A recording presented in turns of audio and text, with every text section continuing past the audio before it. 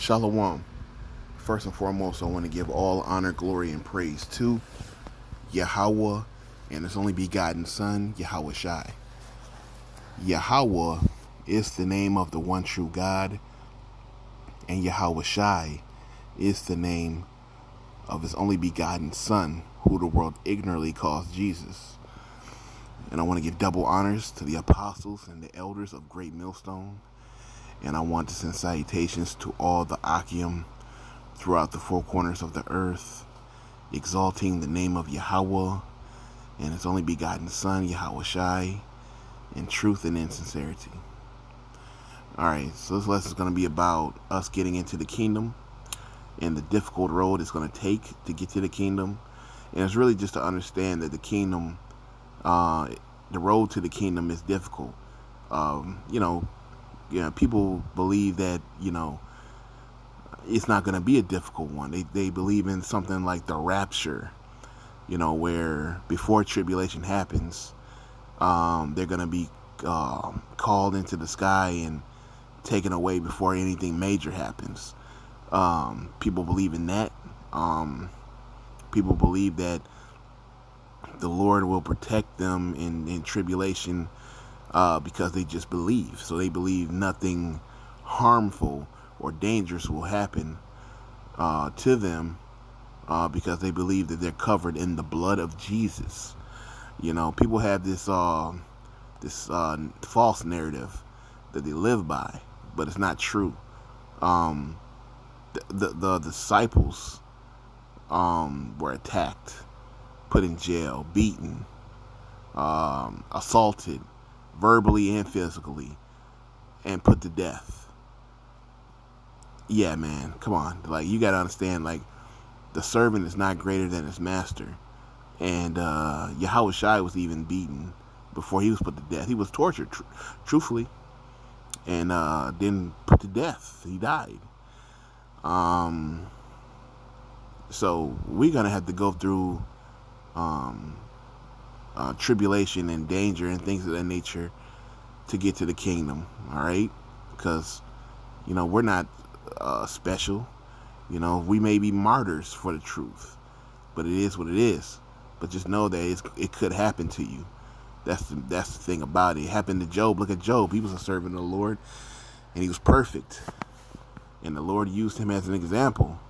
And he was a great example, because we deserve less than we get, all right? And also we deserve more punishment. So you can't look at yourself like, man, why is this happening to me? Why, woe is me. Just understand, take it cheerfully.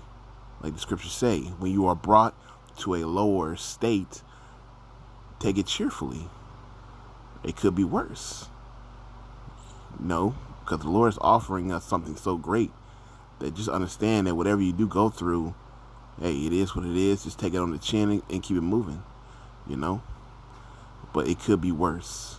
But we're going to have to go through a certain amount of tribulation to prove ourselves that we are worthy of the kingdom of heaven and that we are faithful and we stay true. So with that, let's start off with Matthew 7:13. Enter ye in at the straight gate, for wide is the gate, and broad is the way that leadeth to destruction, and many there be which go in threats. All right, so it says enter at the straight gate. Look up the word straight. It's narrow, straight. All right.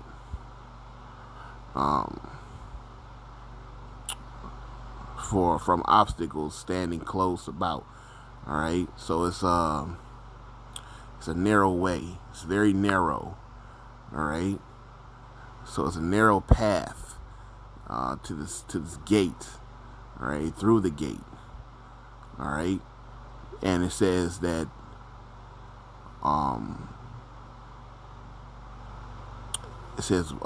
broad is the way that leadeth to destruction. So if you don't go through that straight gate, you're not trying. You don't understand that danger is there. All right, on each side, danger is there. You can fall to the left or the right. It's narrow, so you got to go there slowly and be patient and be safe. All right, meaning you don't want to fall. So you will enter into that straight gate. It's a form of difficulty. It's a difficult walk. All right, but the wide way is the way to destruction. All right, so you can just damn near do a backflip, skip, do the running man. You know what I'm saying? Do the electric slide on the broad way, but the narrow way is the way you want to go, and you have to, you know what I'm saying, be careful, you know, and focus on that narrow path. Verse 14, because straight is the gate, and narrow is the way that leadeth to life, and few there be that find it. So the remnant, the elect, are the ones that are going to find that narrow way. All right? They're the ones who are going to walk that narrow way. All right? This is 2nd Esdras 7 and 7. It says, the entrance thereof is narrow, and is set in a dangerous place to fall, like as if there were a fire on the right hand, and on the left a deep water. All right, so let me see. Yeah, so when you're going into the kingdom, just know that it's a narrow way, and it's a dangerous way. So on the right hand is fire, and on the left is a deep water. So you can fall to the left or the right into water or the fire. Either way is dangerous. All right. So you want to walk that narrow way, but you want to be careful while you're walking, because you don't want to die. All right. This is verse 8. And one only passed between them both, even between the fire and the water, so small that there could be but one man that go there at once. All right. So you can't just, bring another man with you and he rides your coattail, as they say. You know what I mean? You gotta, stand on your own, all right, and do this. Now, granted, we are in this together. There is a brotherhood, there is a family, there is a body, but it's what you do alone that determines who you are truly. All right, when no one's seeing you. I think it was Paul that said, "How much in my absence?" Okay, meaning like when I'm away from you, are you still righteous? You know what I mean? So you got to be righteous on your own. All right, when no one sees you. All right, but those angels. All right, he says, verse 9, if this city now were given unto a man for an inheritance, if he never shall pass the danger set before it, how shall he receive this inheritance? So we're going to have to go through a certain amount of tribulation and danger to get to the kingdom, man. All right, so you're going to have to go through something to get to the kingdom. All right, that's just the way it is.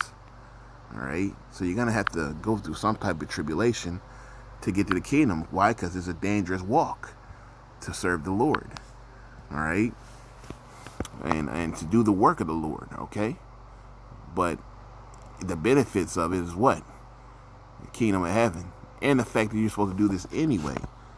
All right, this is what we do. Acts 14:22.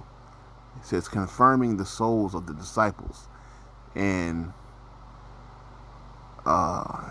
exerting them to continue in the faith, and that we must, through much tribulation, enter into the kingdom of heaven. So through much tribulation, we're going to enter into the kingdom of heaven.